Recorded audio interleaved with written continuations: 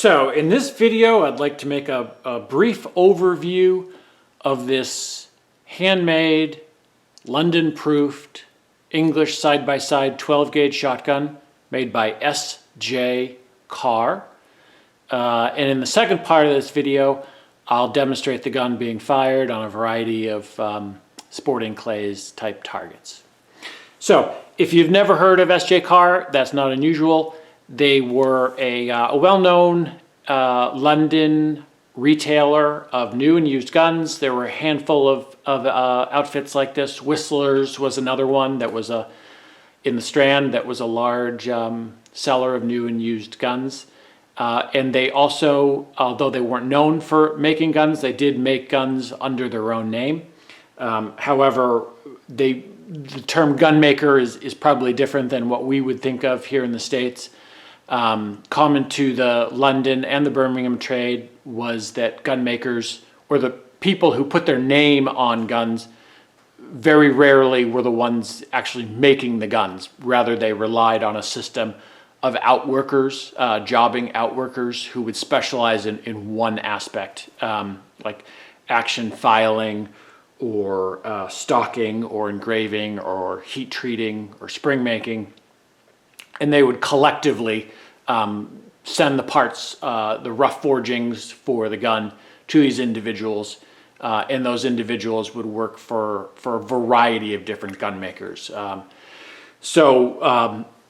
know, chances are that this is an S.J. Carr, but it could have been, you know, employed on making this gun could have been the very same outworkers that were working for, say, Churchill's or Watson Brothers or other well-known London gun makers. And that's still the way things work today, although the gun trade is much diminished. In the UK, they still rely on outworkers. And even big names like Purdy, although now they make their over and under sporter in-house. The model before this present one, they had made in Italy by Perugini and Vicini, or Vicini and Perugini. I'm probably getting that a little wrong, but nonetheless, that was the case. I think the best guide when one is looking at an English gun is not necessarily to go by the name on the gun, but to really go for the individual gun and the quality of that individual gun. So this gun is London proofed. It is completely handmade and hand finished. It is an Anson & Dealey action box lock, 28-inch barrels, 2 3/4 inch chambers, modern stock dimensions. It's not very low in the comb, like a lot of older English guns, side-by-sides particularly, were. I'll just try to get, here we go, let the camera focus on it. It has very nicely filed action, full rose and bouquet type engraving.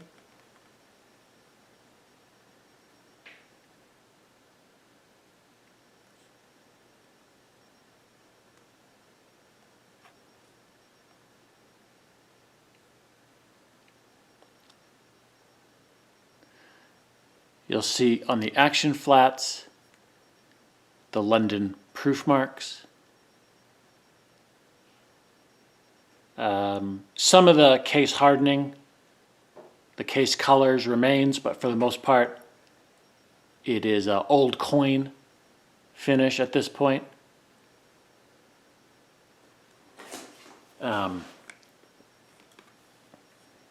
Oops. Let me swap it around a little bit. The gun features drop points, nice close lined engraving, checkering, a inlaid gold safe detail, and a leather covered butt pad. The stock oval does have the original name engraved on it, or the initials of the owner. So I guess your choices are either to live with that or change your name to match the initials.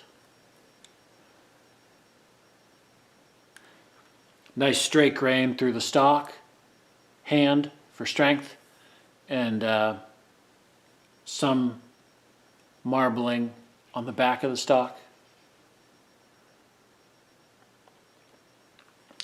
You can see the screw heads, or the slots on the screw pins, are all in good shape. They haven't been enlarged or peened over through improper use. On the tang of the trigger guard as well. There's a rolled edge detail on the trigger guard, the side of the trigger guard that you'd put your finger on.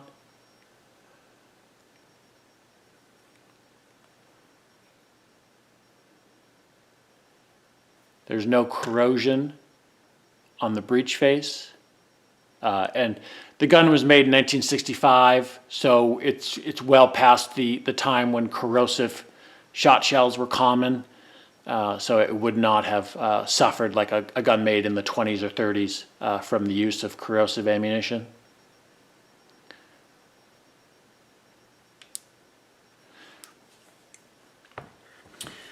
You can see the case is baize lined in a sort of an oxblood red. Got the accessories of the snap caps, oiler. There's this cool little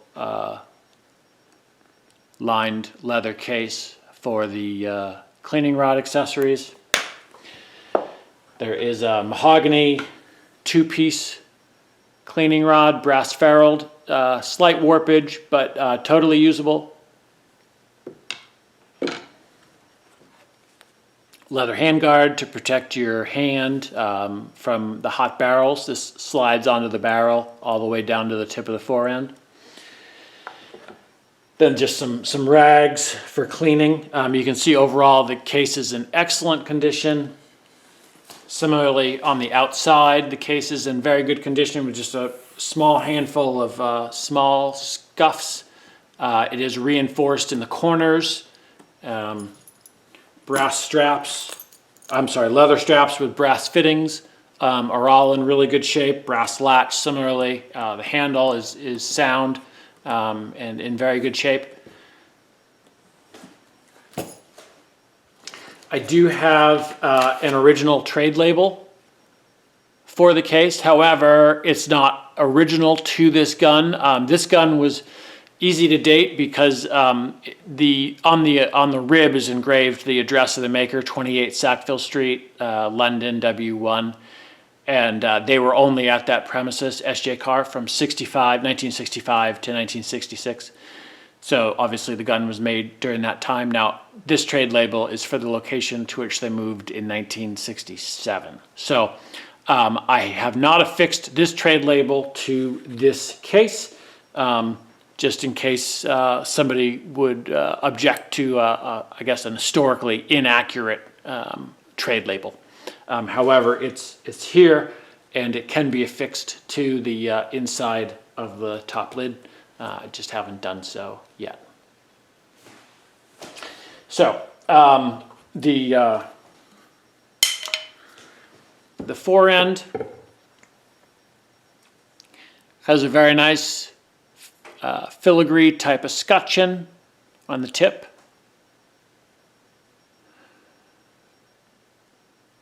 Wood to metal fit is excellent. Checkering is very good.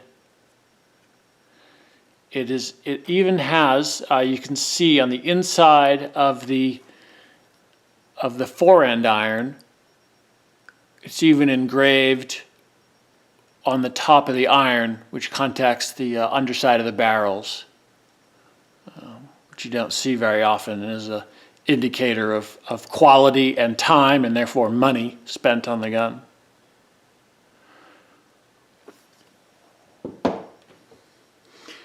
The barrels are in very good external and internal condition. The bores are in very good shape. I'm not going to say they're mirror bright, because I don't think it's reasonable to expect that any gun that was made in the 1960s is going to have, and then used, is going to have mirror bright bores. I don't think that's a reasonable expectation or reality. But the bores are not in any way marked, and no way pitted, and they're in extremely good shape. The gun was proofed for an inside diameter of 0.729, which is nominal, although proof sizes ranged from 0.710 to 0.74. This, however, was proofed at 0.729, and the bores now measure 0.73 and 0.731. So they've only changed in dimension by 1 2/1000ths of an inch, which is really nothing, and obviously indicates that the gun is well within proof, and hasn't had much diminishment at all in terms of wall thickness. And the wall thickness is 27 thousandths and 28 thousandths respectively. So the barrels are mechanically in extremely good condition. Externally, a very nice, rich, deep, glossy blacking. You can see on the barrel flats. Let me flip that around. On the barrel flats, you see the proofing marks, proofed for a pressure of 3 1/4 tons, 2 3/4 inch chambers, and then by that nitro proof. Obviously, it's been nitro proofed because it was from the 60s. But next to the nitro proof, the arm with the scimitar, is the inside diameter of the barrel, is 0.729, and again, the mark for the proofing.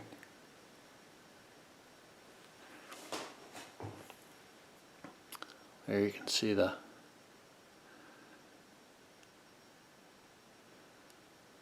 lumps, concave game rib. So overall, all indications are of a very nice handmade, hand-finished, and when I say hand-finished, I mean a gun for which each part has been fitted to every other part by hand, not simply the practice now with a machine-made gun, which would be to simply assemble a gun from parts that were, taken from a lot of a job run of parts which aren't in any way fitted or mated to the action of the gun. In this type of gun making, each part would be hand finished, hand filed, and polished, and then assembled, tested, to ensure a really, really smooth functioning gun, like a finely made watch. And so in the second part of this video, I will show the gun being shot. And for that, just go off camera here for a moment. For that, I will be using a home-loaded shell, which mates very, very well with a side-by-side shotgun of any age, but certainly of this vintage. This is a non-toxic, biodegradable load featuring steel shot, and when I say steel shot, it's not actually even steel, it's just annealed iron. I don't know why they call it steel shot. But you can fire steel shot from this gun because it is nitro proofed and it is appropriately choked. The right tube is choked cylinder and the left tube is choked quarter.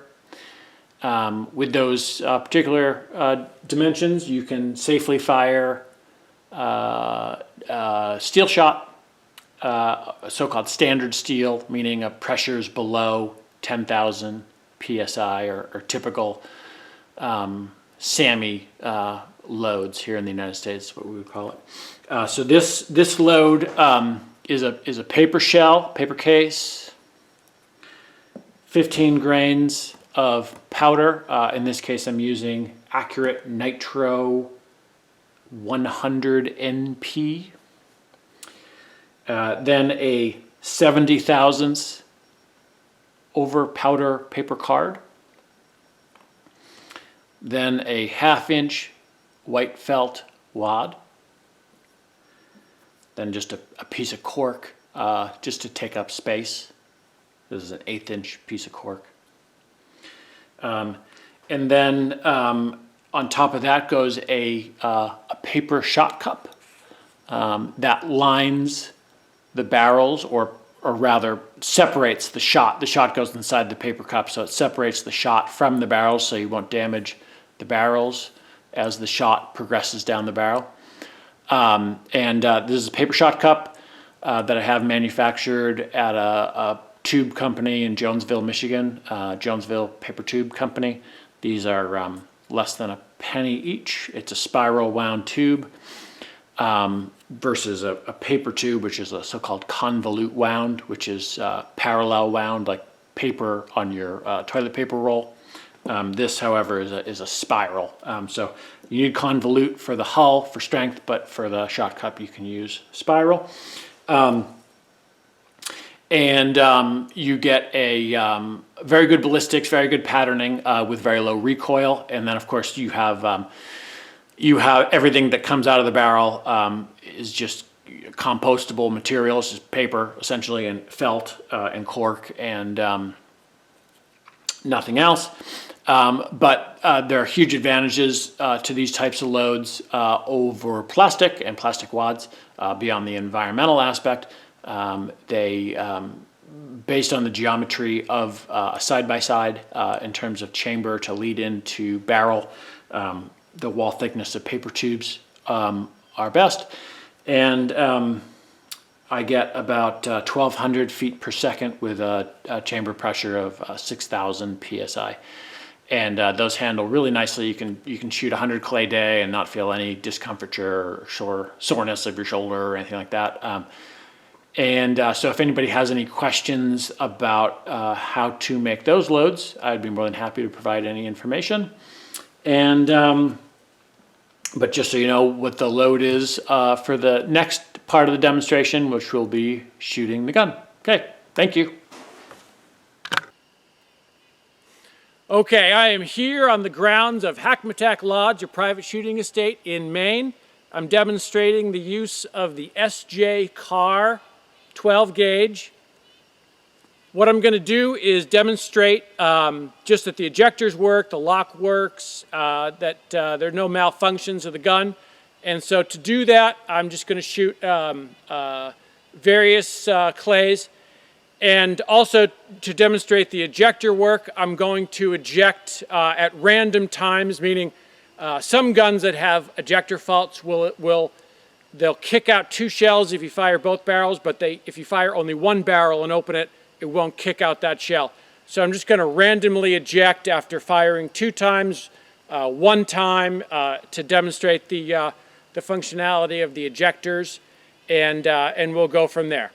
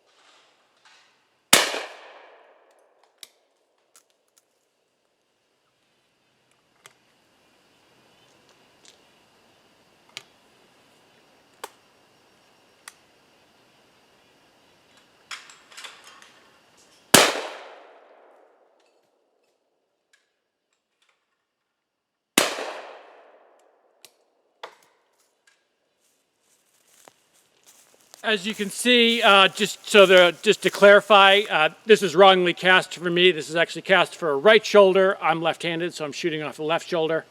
One thing that really marks this gun out as a gun of quality is the ease with which the lock work is recocked when the barrels are opened, and the ejector work when the barrels are closed.